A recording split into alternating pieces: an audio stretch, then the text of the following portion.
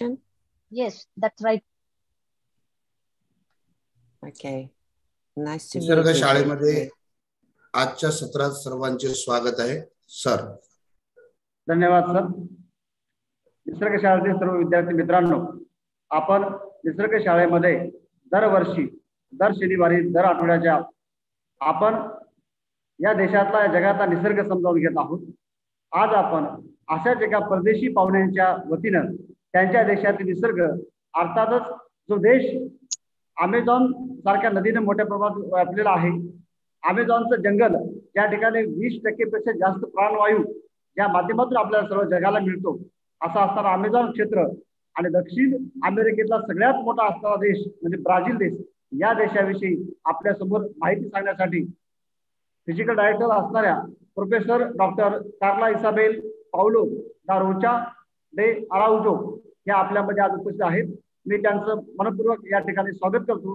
Welcome ma'am, you accept our request and coming for this session. आणि मी प्राध्यापिका doctor Jayashree गोडरे मॅडमला विनंती करतो की आजच्या कार्यक्रमाचे सूत्र आपण पुढे न्यावे. Okay, sir. A very warm welcome to everyone present for today's online session of EcoSchool, which is being conducted at the international level. So for now, NRI speakers from America, Australia, Japan, Bahrain, Dubai, Sweden, Poland, Korea, Oman, and many other countries have graced this platform with their knowledge, intellect, and information about nature and wildlife of their respective countries. Taking this a step ahead, being Brazilian, today's guest, Professor Carla Araujo, is the very first foreigner who, within a short time, will be showering us with her intellect on nature and wildlife of Brazil. But before that, at the very outset, I would like to brief her about this innovative concept of EcoSchool. Madam, in this pandemic, it has taught us a very crucial lesson. That is, to analyze the problem, to come together, collaborate and eradicate it. Similarly, problems like global warming, pollution, coral bleaching, climate changes, soil erosion, deforestation, and freshwater depletion, and etc. are the worldwide issues. And all of them are needs to be attended at the international level, at the highest of all our priorities. Only by doing this, there is a possibility that we could save our Mother Nature and ultimately our Earth. Taking this into consideration, a year back, Professor Gnanoba Dhage sir, Mr. Anna Jagtap sir, along with other committee members, have started with this unique concept of EcoSchool. They all came together with a purpose in their mind. And the purpose is not just to educate, but also to create awareness among the young mind about the nature. This EcoSchool spread its outreach at the international level within no time. In today's time, more than 4,000 students from all over the globe have enrolled their name in this school. And they are not just retaining the knowledge and information about different countries and about nature from the expert on this platform, but at the same time, they are implementing whatever they are learning in the school, they are implementing actually in their day-to-day life and to the best of their potential and resources. We all are just hoping to foster changes in the community at large. And we are actually seeing the results of it. I know all of you are very much eager to listen to today's speaker. So without nothing more to do, I'll straight away will request Professor Rajesh Zankar sir to please introduce her to all of us. Over to you, Zankar sir. Thank you very much, ma'am. Dear friends, it's a really great pleasure for me to join this Eco School once again. Actually, this is very really inspirational program which has been conducted by this Eco School team. And from last 1 month, we are just carrying or we are just moving from one country to another country. And today, friends, among us, dear Mrs. Carla Isabel Paulo de Rocha de Araujo. This ma'am, actually, Nanova Dhage sir has already introduced her in a brief way. She is the physical director, especially professor at Faculty of Physical Education of the Federal University of Para. She has completed her post-PhD at the graduate program in exercises and sports sciences of the State University of Rio de Janeiro, coordinating the research participation of Legacies Rio in 2016 by the Caririco population. She has completed her PhD in sports sciences and with distinction.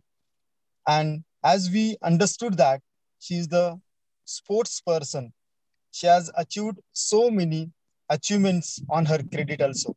She has published books as well as academic journals in the areas of sports, Olympism, sustainability, education, as well as mega events also.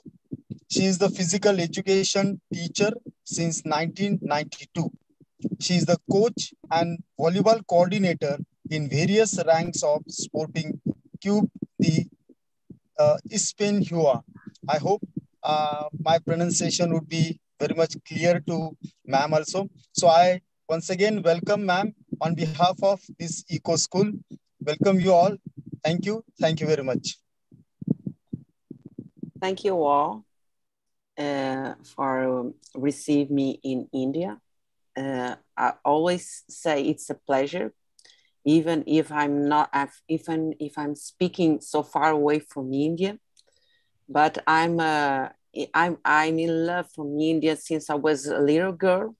It's a place I want to meet, a country that I really think I have some connection. I don't know, from my past, from my other lives. And it's a country that I'm in love by India. So it's a great pleasure to speak to India. It's not the first time. Some of you maybe have heard me speaking in other events. And I would like to say to you that Pará, the city where I'm staying, it's very near from Amazonia, you know. Amazonia is known by being the heart and the art of the earth where everything should be preserved. So I'm living very near from Amazonian people. So the conscience of sustainability here is very precious. Can I start my presentation, Yes. JC? Yes, ma'am. Yes, ma'am. Yes.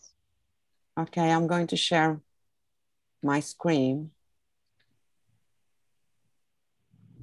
Can you see it? Yes. Okay. So what I'm trying to talk to you, it's about sustainability and the importance of physical activity, especially here in Brazil. I'd like to show you some movie. Let me know if you're hearing, because Yes. I don't know. Yes, ma'am. We are here. The movie. Are you hearing the movie? Have you started it? Yes. It's not audible. It's not audible, ma'am. Yes, that's the problem. Oh my God. As we set out through the dense... Yes, it's done, ma'am. You That's heard? done. Yes, yes. Yes, we you can. heard? Yes, Okay. we can.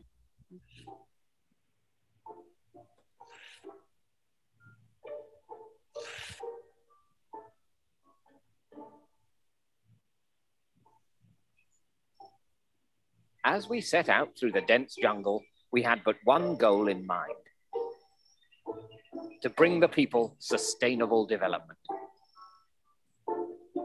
However, in this case, we did encounter an unexpected challenge. We discovered that these people, in their own peculiar kind of way, were already sustainable. So all we could really bring them was development. We started by taking them through the process of participatory community project building, but they refused to fully participate.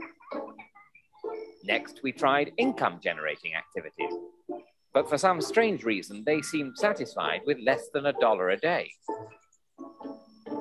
We even tried empowering them, but their reaction was much more powerful than we expected. But we weren't going to give up on these people so easily. We knew they needed our help, even if they weren't aware of it. So we opted for the multi-stakeholder cross-disciplinary approach. We developed innovative private sector partnerships. Then we taught the people vocational skills that were adapted to a shifting economy. We created tough conservation measures to protect the environment from further harm. And we developed ambitious social safety nets to protect those unable to care for themselves. I'd say it's been a challenging process. We've learned many important lessons, and we really look forward to applying them elsewhere in the future. But for now, let us just say, welcome to the global village.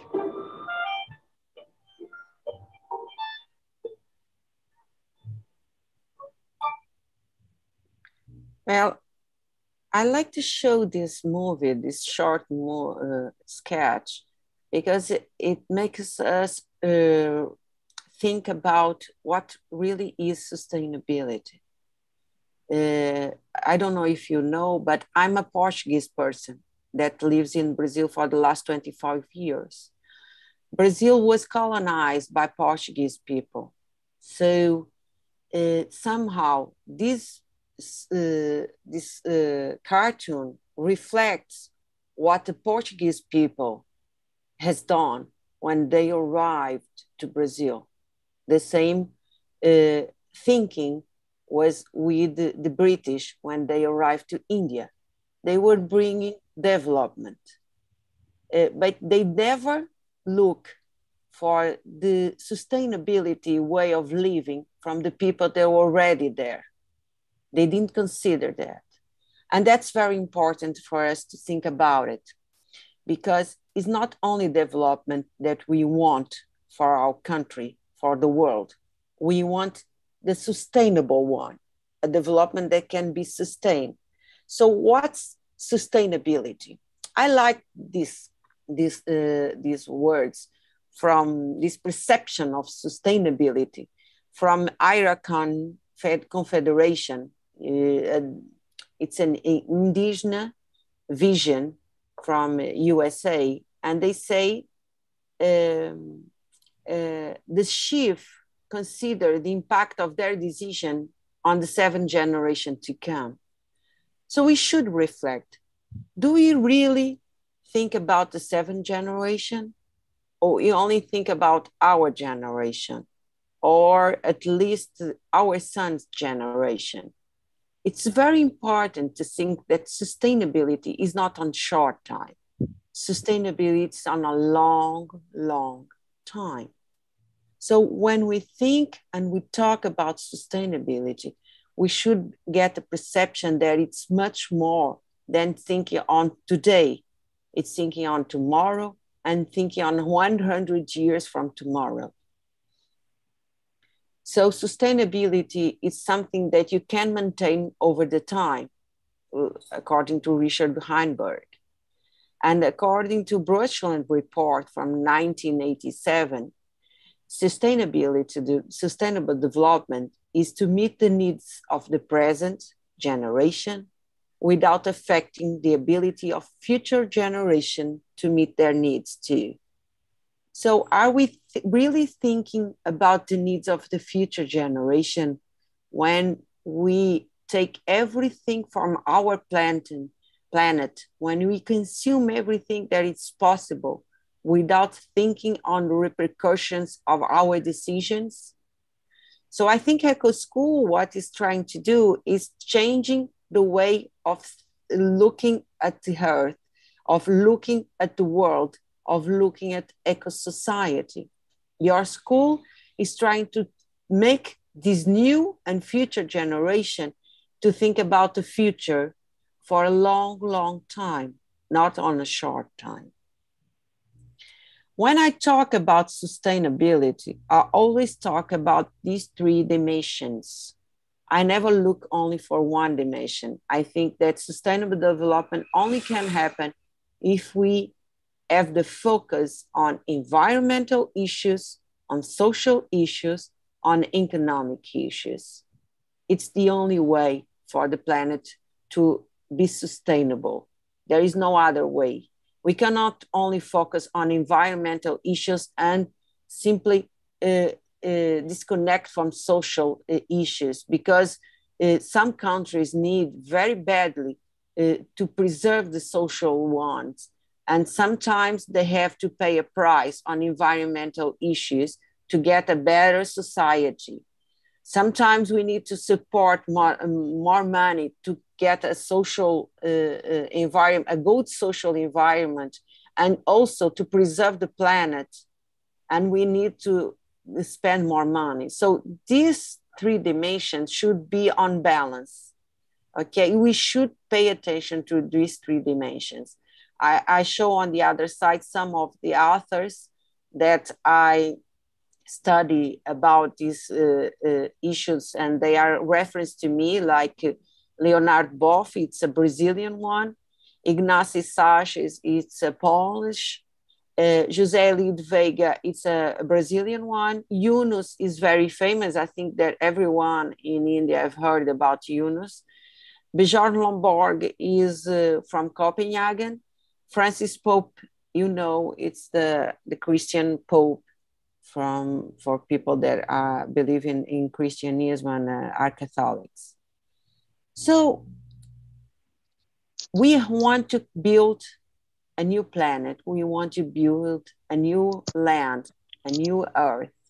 So according to Brundtland, something to be sustainable must be environmentally friendly, must be socially just, and economic viable. Sometimes what happens is that people put too much attention on environmental issues and forget that it must be economical viable. Let me give you an example. If you are in a country, in a city like, for instance, with a lot of mountains, like we have here in Brazil, some cities have a lot of mountains, and you want to put people riding a bicycle, you have to think if that is possible, because there's a lot of mountains. It's not the same that in Holland. It's not the same that in Denmark, that everything is flat. It's different. So we have to approach on a different way, because it's a different city, it's a different country with different structures. For instance, if we want people from India to use more solar panels so they can reduce the consumption of energy from oil or from other polluants, energetic fields, we have to see that India has the ability to catch some sun. So maybe using solar panels would be a good option. But for that, maybe we need to create some education first, and then some fiscal incentives for people to change from regular energy to solar panels. And if we don't do this balance between environmental, social, and economic, nothing will be possible to happen. So what is really environmental friendly? Let me show you something.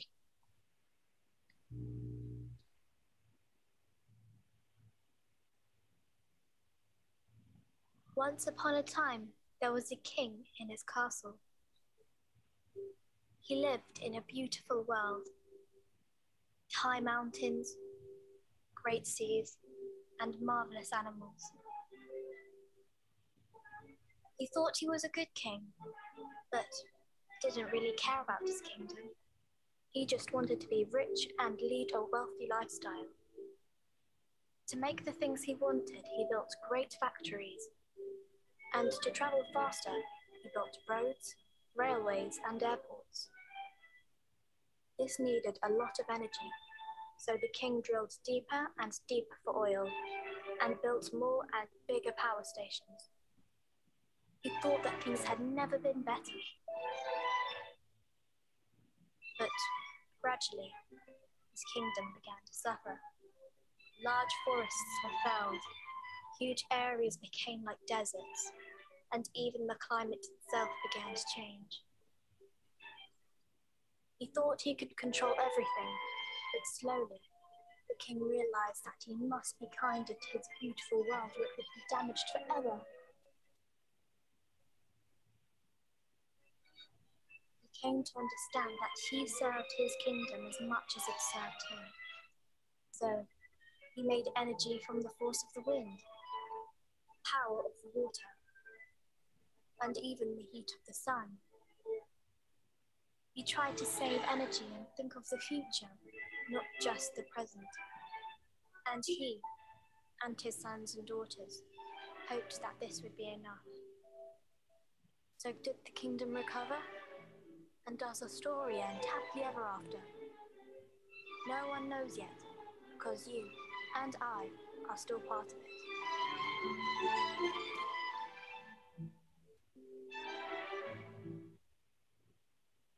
So what this small sketch show us is that we are responsible for everything that happens. We can do our part. We have some responsibility on the environmental issues, but we also have responsibility on social ones. And sometimes these social ones are just forget when we put too much focus on environmental issues. So we need to create a planet that is socially just. And for that, I will show you something.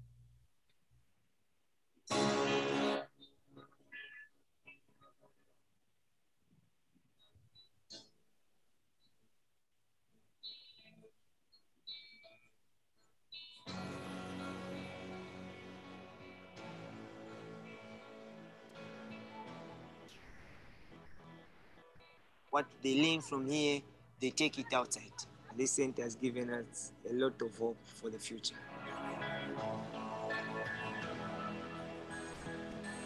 Sport, it brings even the warring communities and bring the peace. Even if it's my brother, when we are during the competition, you are my brother when we finish. You can really communicate across all languages in the language of sport. And it should be used as one of the levers to move us towards peace. Sports bring all people from all different worlds. Even though people may have a different way of thinking, people gather under one banner. That's equality, universality, mutual respect, and harmony.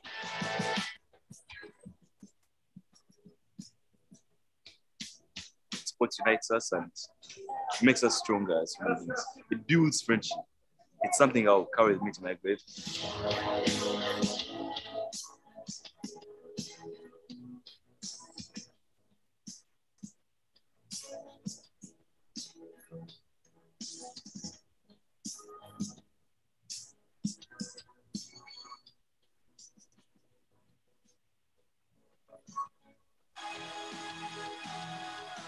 Sport can empower women in the world, and girls doing sport, I think, can help them have the right confidence.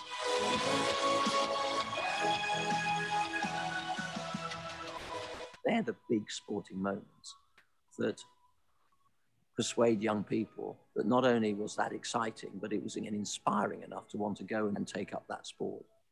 Sports can give you an awful lot. It teaches you how to respect others, teaches you about friendship, teaches you about the rules of the game. we can use sports to make a difference. I've learned about how to, take losses gracefully, and that's been a great feeling. Sport really is about education. It really is about culture. It's about that global understanding. When you pick up children early in life and teach them the right values, then you have the real leaders of the future. Then you begin to have the spirit of Olympism and how you can get those important values that will help you grow.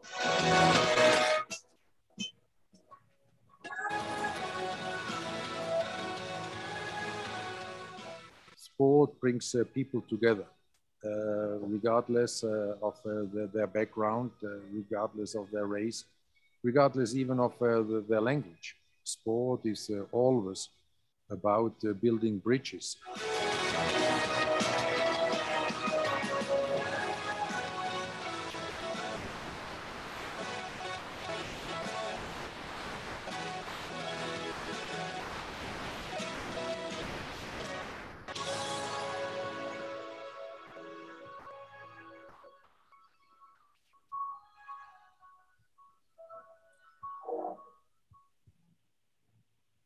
So I'm one person that supports that we can make a social changing by using sports. That's what I'm studying. That's where my focus is. Trying to use sports as a mechanism to change people, to look at the world in a better way, to pay attention to nature, to pay attention to the neighbor, to the people from other countries that are in war, they are suffering with hunger, they are suffering with some problems of their own. So we need sports to make an impact in the world. And my study is focused on how people are doing sports. And it's very disappointed that here in Brazil, 62.1% of our population do not practice at all. They do not do sports. They do not practice physical activity. And that's not good for not only for the health of the people, but also for society as our own, especially with females. And I think this repercutes a little bit of what happens around the world.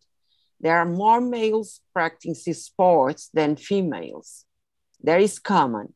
There is not only a problem here in Brazil, it's a problem all around the world. So we need somehow to engage more women to practice sports and physical activity. It's important, like one person, like one Olympic athlete has spoken on the movie, she had said that sports can empower women. It's a way of women being empowered. And we have here in Brazil, the soccer team, the female soccer team. All those girls are coming from the interior of Brazil or from the slums. And those girls, they found the opportunity to grow, to get out of the slums, to be on a better life through sports, through soccer. So it's an opportunity to empower women, not to become always dependent on the family or on the husband. So it's very important to practice sports and physical activity.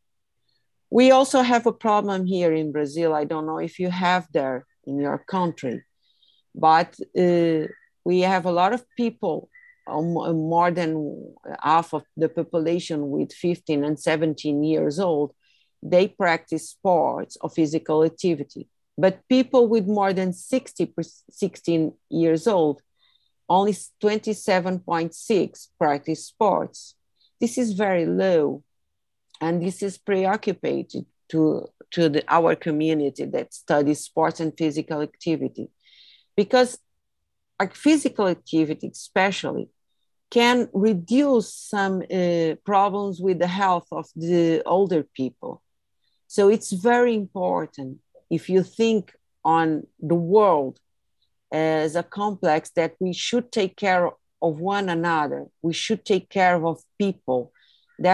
We should support our oldest people so they can take a good life in the ends of their lives. So it's also preoccupation for us that study sports and physical activity, that people that are not have not a fundamental school, have incompleted fundamental school, are the ones that lowest practice sports or physical activity. As higher is the education, the more people we have doing physical activity or sports. The lowest education, the lowest people have practiced sports. And we can say that Brazil is one of the countries that people may pay more attention to the body. So they think taking care of the body is very important, and they think that physical activity is very important. But even so, we have a highest number or percentage of population that had not completed middle school. Is the highest population had not completed middle school. So let's check another dimension of our sustainable tripay. It's economic viability. So when I talk about the economy, I cannot talk about the economy of only the BRICS, of only the rich countries, of only undeveloped countries. We should talk about all of that. What I want to show with this picture, this cartoon, is that we are all connected. There is not only poor countries and poor nations, and there is not only rich nations. You cannot take care of the environment of rich nations without taking care of the environment on poor nations. We cannot protect the planet if we do not protect the biodiversity that we have around the world. And this biodiversity, they are more in the poorest country, not in the rich countries. But what really happens is that the poor countries, they have needs to take care of everything they have from their biodiversity, like the fish, like the woods, like the land, so they can produce,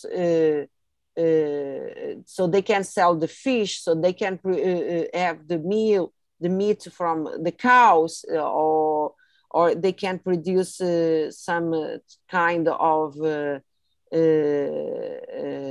food, and all of that is not for the consumption of the poor countries.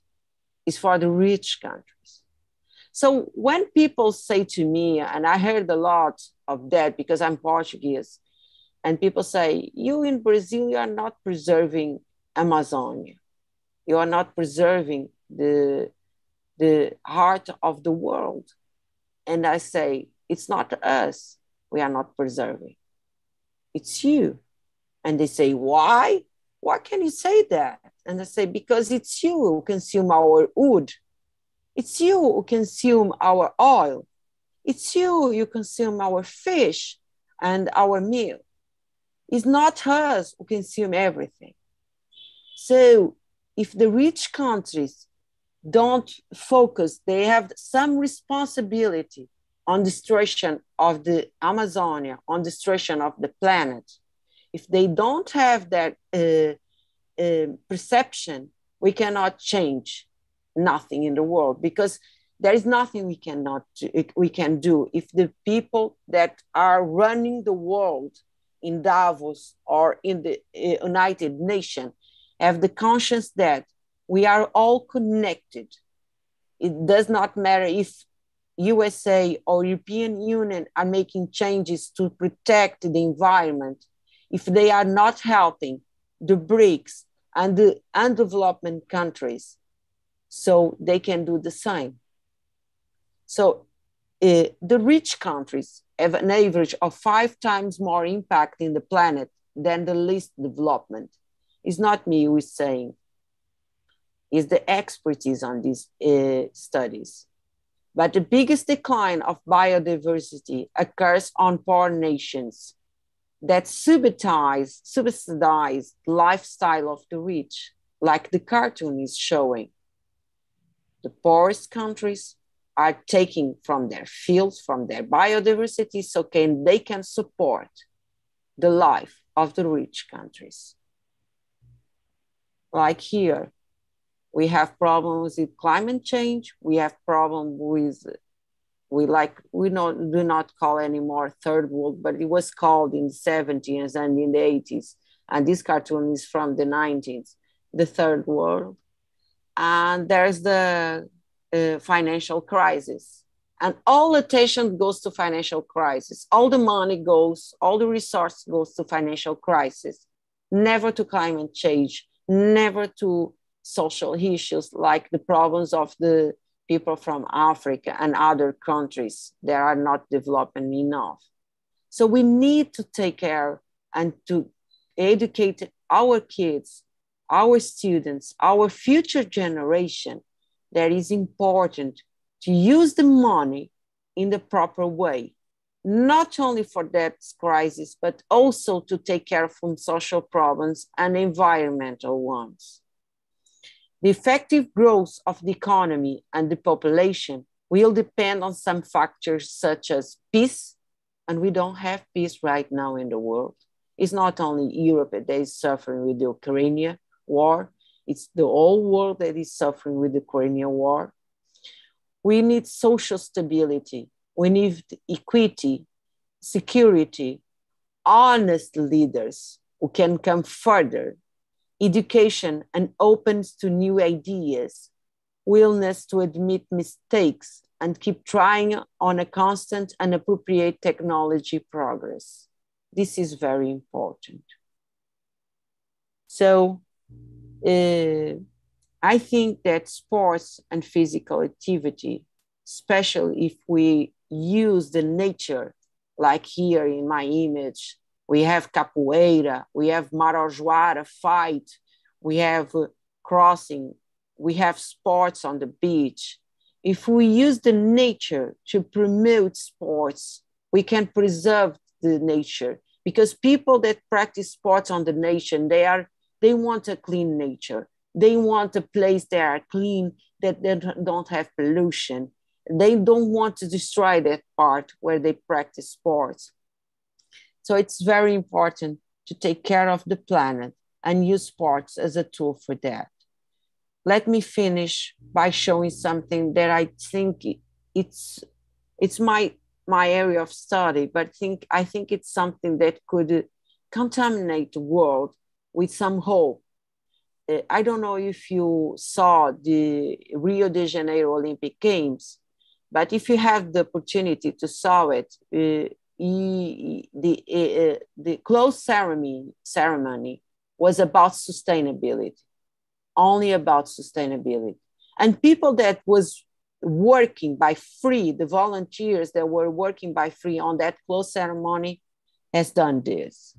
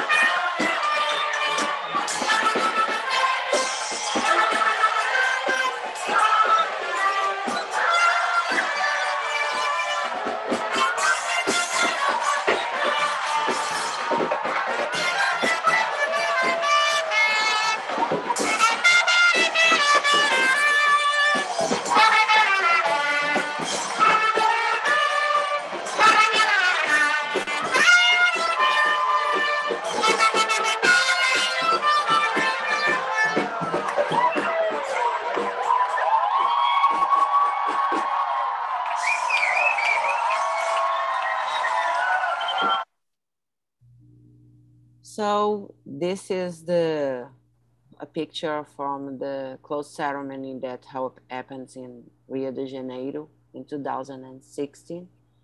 And that was a party that people was making behind the scenes of this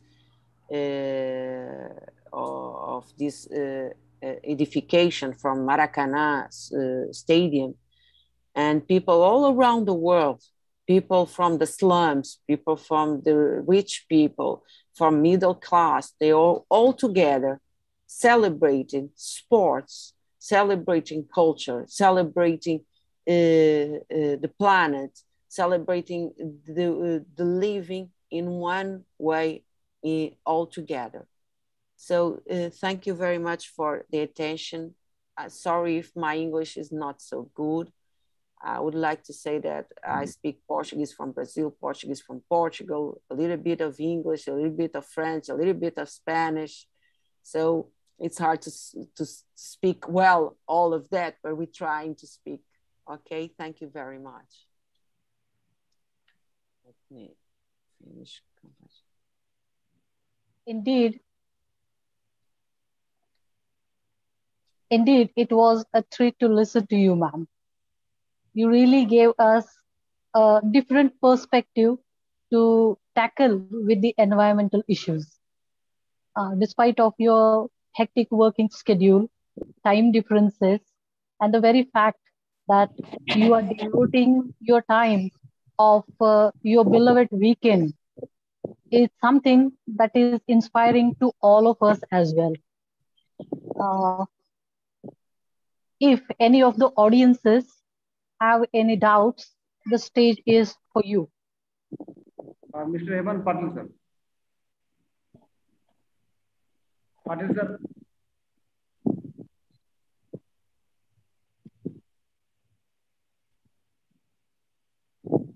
Before Hemant Patil sir asks the question, let me have the opportunity to ask ma'am.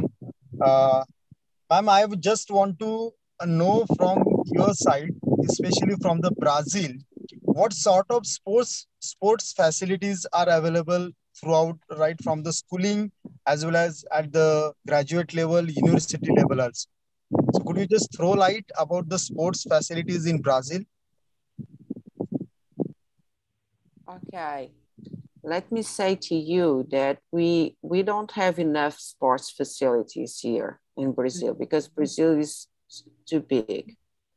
But we could build a lot of facilities for Rio 2016 Olympic Games.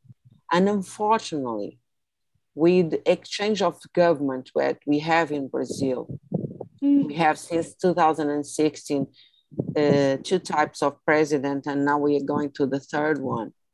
And because of that, all of those facilities that we have built for the Olympic Games are without being used, are just left, unfortunately. And there is a lot of kids who could take advantage of these edifications, of these buildings, but they don't have access to that. But we have some good legacy. Because of the Olympics, some of the schools could have their own gymnasium. And here in Brazil, the gymnasium are open ones. Some of them don't have a roof on the top. So the sun is too hot, like in India, in some parts of India, I think.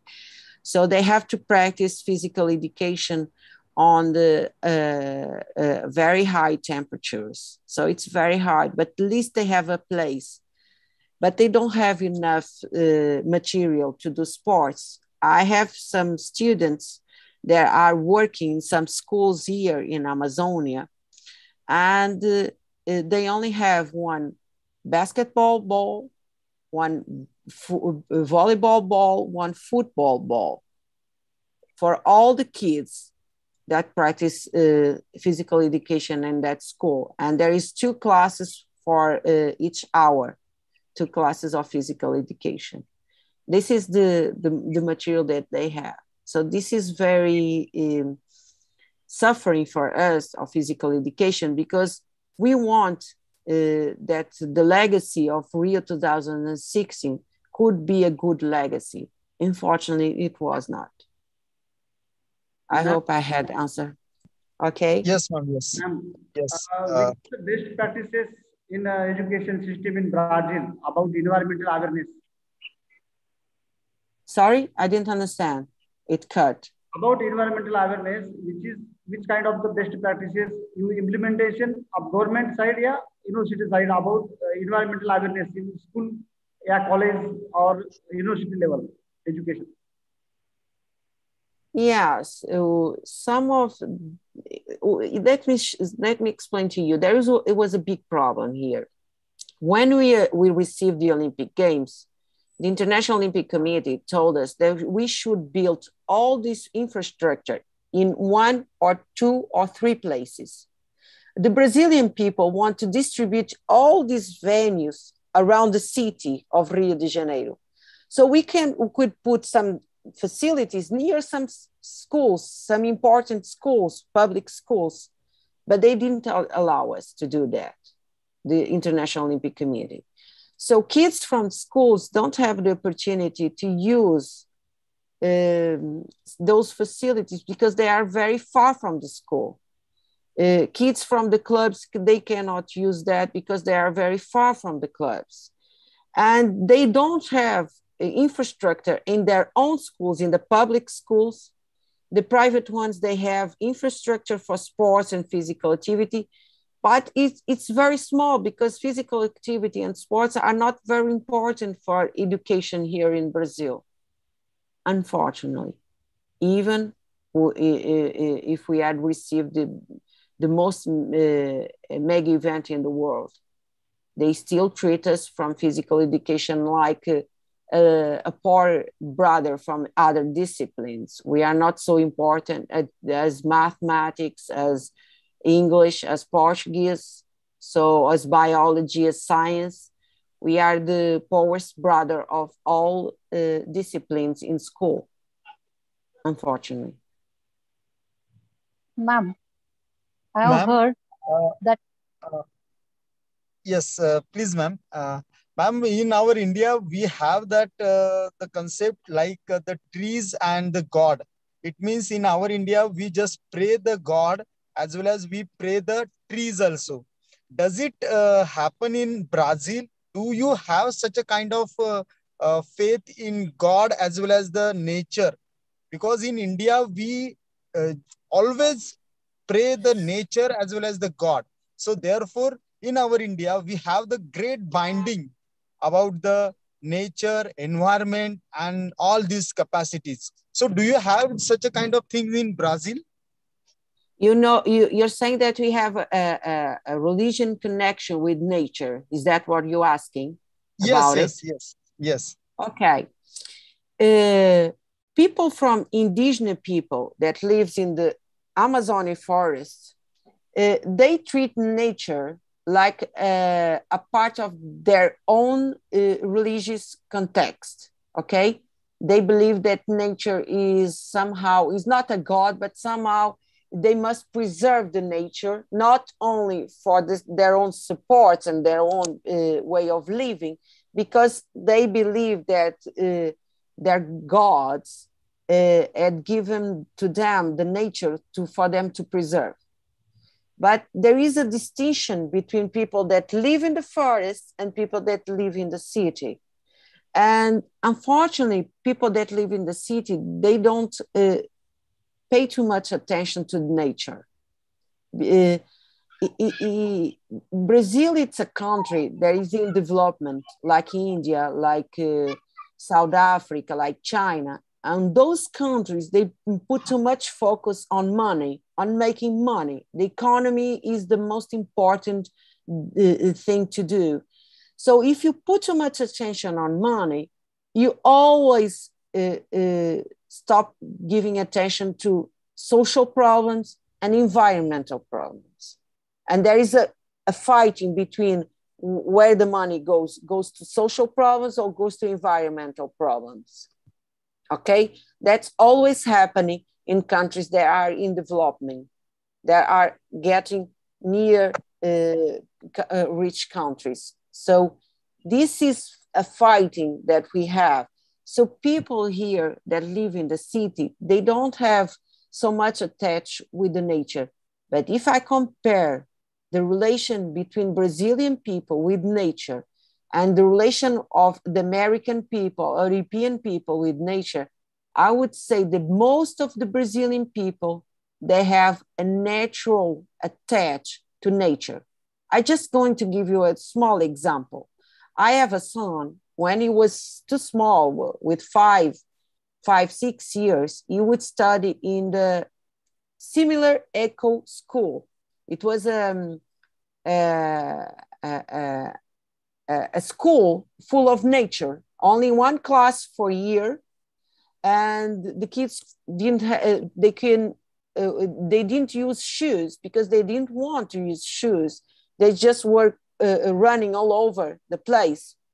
And these kids, whenever they find a bean, a mosquito, or any kind of animal, they never kill the animal. Never. If they were inside of the class, they catch the animal, then they put outside. And if they have mosquitoes, they turn off the ventilation so they could get out. But they never kill animals. This is, and even in my house, because I'm European, I'm Portuguese, whenever I see a bean, whenever I see a small animal that could make somehow disturb my houses, I always want to kill that animal. And my youngest said, no, you cannot do that. But it's inside of the house. He said, no, we have to preserve the nature. I will catch animal and I'll put outside in the nature. So they have this feeling that we need to protect the nature. They have this feeling so strong that my ex-husband is 65 years old, and he saw a snake, a big snake, crossing the street, okay? He stopped the car. The other guy from the other side of the road stopped the car. They find some tools so they could catch the snake and give back to the nature that was across from the road. And I say, are you crazy? This is a big snake. It could kill my son if it goes to my house. And they say, we have to protect the nature. So this way of looking to the nature, it's very inside of Brazilian people. It's not because they have some religion issues. It's not because of the people from Amazonia. It's cultural. They pay attention to nature. But unfortunately, it's a country that it's on development. So because of that, economic issues sometimes are more important than the environmental ones or the social ones. I hope I had answered your question. Yes, That's ma'am. really Yes. amazing to know, ma'am. I have heard somewhere that Australia is very much, Brazil is very much famous for its beaches. So will you please give us a little bit insight about the Brazilian beaches? Yes, I can talk, especially in Rio, where I used to live in Rio de Janeiro. Here where I live in Pará, we don't have sea beach. We only have river beaches, okay? So we don't have sand. We have sand, but it's a sand of river, not from a beach. In Rio de Janeiro, people, they leave the beach. We do everything around the beach or around the lagoon or around the bay, always around the water. Water is very important for people from Rio de Janeiro, even from São Paulo. I don't know if that is coming from our ancestral, from people from Amazon, from indigenous people, but we need very much to be in touch with the water. But we don't take care so much. We don't take very care of the beach, unfortunately. When you go to the beach here, at the end of the day, you will see a lot of garbage on the beach. But in the water, there is not so many garbage, thank to God. But in the beach, in the sand, there is a lot of garbage.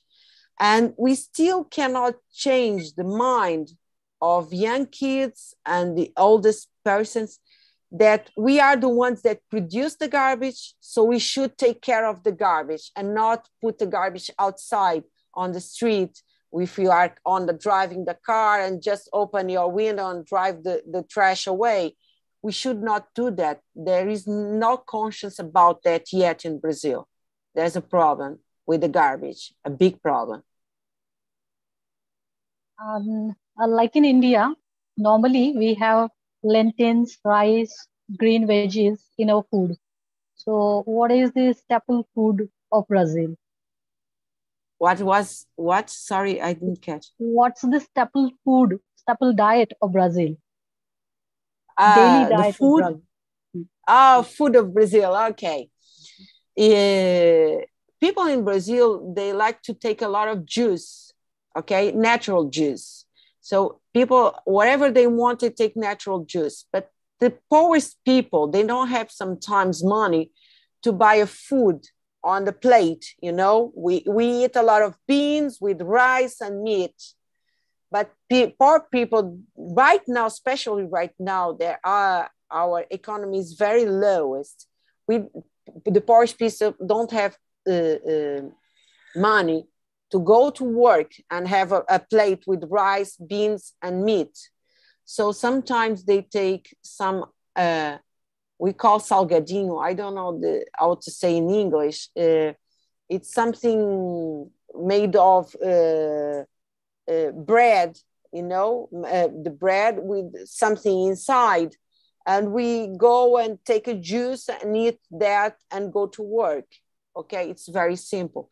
But people that have a little bit of money, they eat a lot of rice with beans, with meat, with chicken, some vegetables. They don't eat a lot of vegetables, unfortunately, but they take a lot of juice. They eat a lot of fruits. People always take a good breakfast here in Brazil, and they have a good lunch, but sometimes they don't have dinner, because they are very, especially in Rio, they are very worried with the body.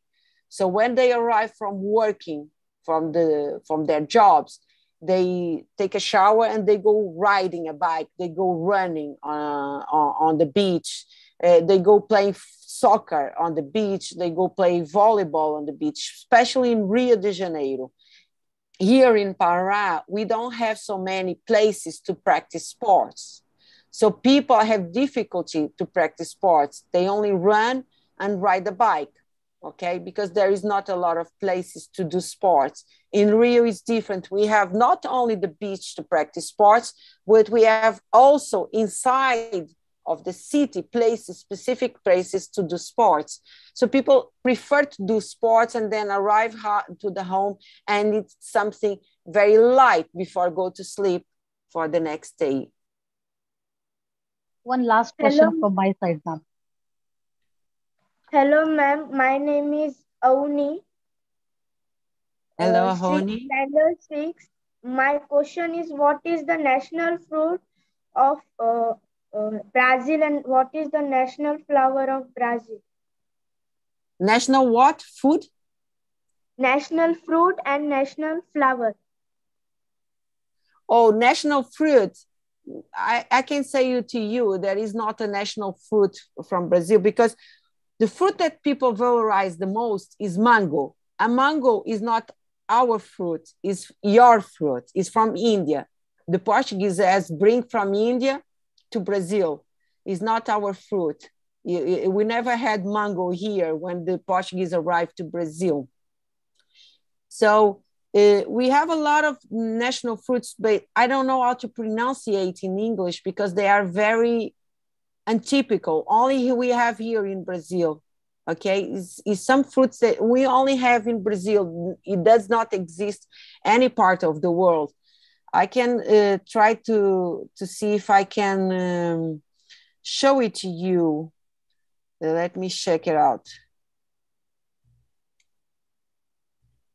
Madam प्राचार्य गमेश sir आहेत, त्यांना काही प्रश्न विचारायचा का? Let me see if I can show you. We have some. I don't know what to say in English. That's the problem. We have caju. It's a typical fruit in Brazil. but goiaba, I don't know what to say in English, but the most famous one is one fruit that, the count fruit, count fruit. Is that the fruit that we have? The flower, I don't know if we have any specific flower here in Brazil, because we use a lot of flowers that is very typical in Europe. So I don't think we have a typical flower here. Sorry, Raoni, I could not answer to your questions. No problem. Any other questions, Raoni? प्राचार्य No, Ganesh ma'am. Sir आहेत, Hemant Patil sir, आपले काही प्रश्न आहेत का? Shivaji Gaikwad sir, उपप्राचार्य doctor Dattu Gaikwad sir, प्राचार्य Ganesh sir, रिकामे sir. I have one last question, sir. Okay, Jashri. Ma'am, like in Australia, there are some pressing issues like coral bleaching and the holes in the ozone layer. So likewise, are there any environmental issues in Brazil that needs to be addressed? Any what issues? Sorry, I could not understand. Any environmental issues that needs to be addressed in Brazil? Oh, a lot. The first one should be taking care of the garbage. The second one is taking care of the, how do you say, we have the water that arrives to your house, and we have something that goes out from our toilets. I don't know the name. I forgot the name. You know, we have the toilets, and everything that goes out from the toilet should be taken care. We don't, what? Drainage system. Yes, and we should take care of that. There is a law. We don't have 100% of people with taking care of this kind of residue. We should take care of that. This is the first thing, because if we do that, the rivers would be cleaner, the seas would be cleaner, the bays would be cleaner, the lagoons would be cleaner. So that's the big problem that we have here. The third big problem for me is Amazonia. We should take care of Amazonia, but we also should bring to people that live in Amazonia a little bit of good quality of life. Okay, it's not the same as development, it's sustainable development, like I said. So this is the three main problems that we have in environmental issues here in Brazil. I think they are very similar to India, these problems. Right. Okay, thank Right. you for your questions, Jayashri. Any other question? Is there anyone from the audience who would like to ask any question? co-host केलंय मी.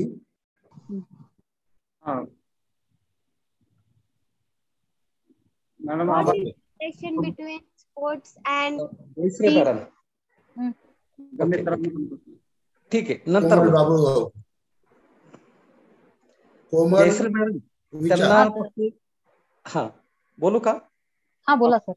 हा, Jayashree madam त्यांना असं विचारा की आपल्याकडे नदी बचावासाठी फार मोठी आता ही घ्यावी लागते, काळजी घ्यावी लागते. तर ब्राझीलमध्ये फार क्लीननेस आहे त्याबाबत.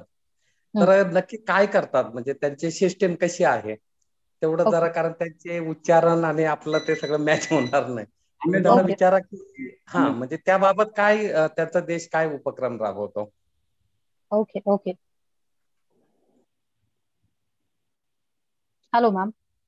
Hello. There is one more question. Okay. Actually, we need to know that to save our rivers, we are implementing some techniques. So, but compared with the Brazilian rivers, we are not that successful. So, what are the techniques that the Brazilians are using to save the rivers? Well, we are not using any techniques to save rivers. I think the most important technique that we may use is the one that I say to you, is collecting the garbage and taking care of the pollution that we do in our own house and goes to the river. The government is trying to control that, because somehow people that are making their own collected garbage inside of the house, they put the garbage not only on the streets, but they put also the everything that goes out from the toilet directed to the to outside to the street, instead of driving all that to a place that can be clean. The water can be clean. They can spare the different parts of the garbage that go out from the toilets, and we don't really accomplish to do that 100%, but we have done for more than 75% of the houses. Here in Pará, we have a big problem because people really don't take care of the garbage. They put a lot of garbage on the street, and they put the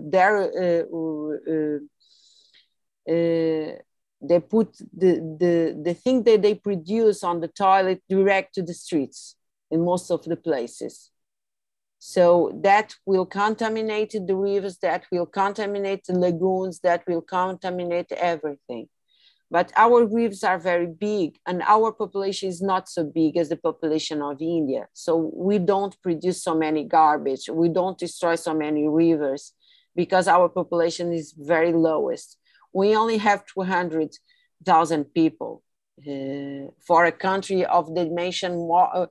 Our country is bigger than India, and we only have 200,000 people. So we don't produce so many garbage as India. That's the big issue here.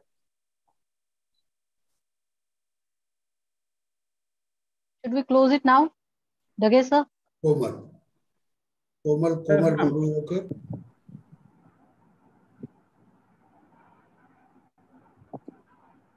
Komal?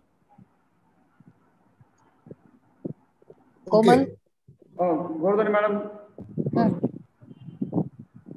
Okay, so it was once again, I would like to express my gratitude to you, ma'am, for devoting your time, and that too on your beloved weekends. Without any further ado, I would straight away request Shivraj Jagtap sir to please present vote of thanks. Shivraj Jagtap sir. Yes. Can you hear my voice properly? Yes, ma'am. Yes, we can. Yes. Thank you, ma'am.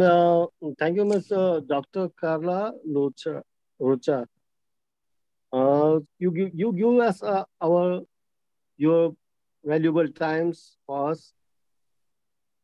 This moment is the nature of schools, and you just give us the environment issue from Brazil, social stability, physical environment, and how to save our planet.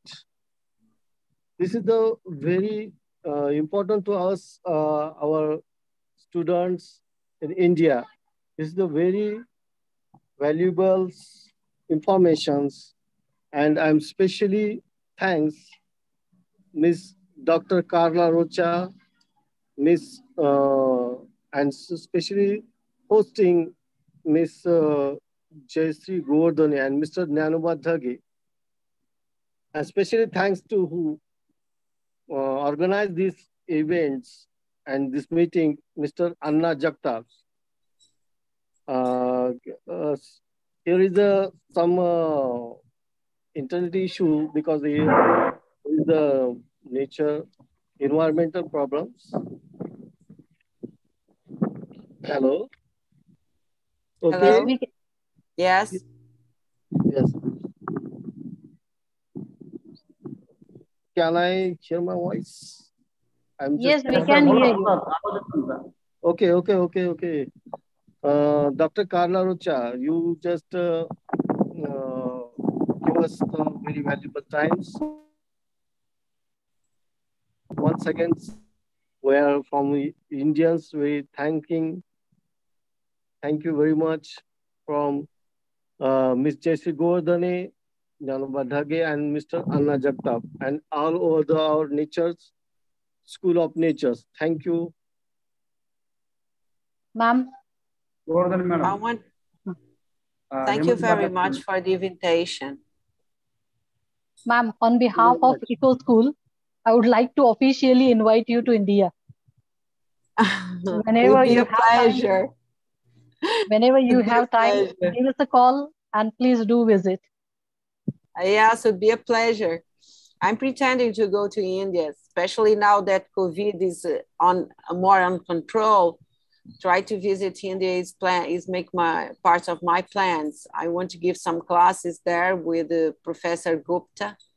It's a great friend of mine, and I will contact you and see if I can pass by your school and meet your school and maybe giving a lecture to your kids and talk to them about Brazil and about the difference between India and Brazil and the similarities that we have in common. Surely, ma'am. We will be eagerly waiting for you. Okay. Thank you very much for the invitation. Okay, thank you, ma'am. Ma'am, there is one point I need to bring it in your notice that our physical director, Dr. Hemant Patil, has referred you to us. Thank you very much for put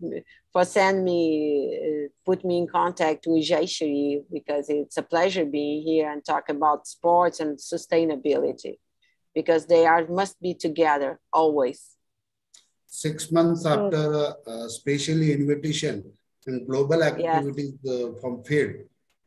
So come here. So thank you. You come I want to thank you. Nature School. Okay. Okay. Thank you very much for the invitation. Thank you, ma'am. Thank you.